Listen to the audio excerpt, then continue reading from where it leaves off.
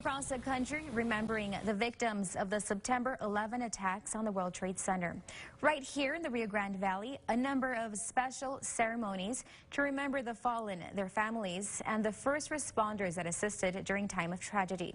Tonight, Alfredo Cuadros meets with local first responders who share what this day means to them. An early morning ceremony to remember the victims of the 2001 terrorist attacks. This morning, law enforcement and first responders momentarily closed down Veterans Bridge in Brownsville with a strong message for their fellow agents and the community. We're holding a ceremony to remember what happened 18 years ago, to remind the community, our staff, our officers, the importance of why we do what we do.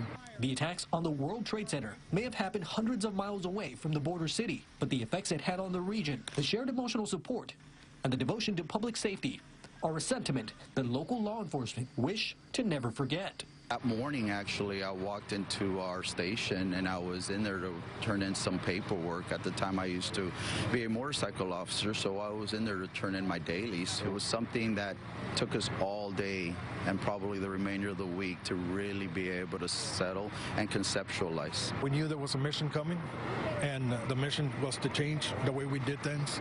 Our agencies went through a lot of changes, and we're all the better for it. My first week in the fire academy when the Twin Towers were hit and the attack on the U.S. was happened, and at that moment I was really contemplating, is this the career I want to be in? But from that moment on, I knew that public service was where I wanted to be.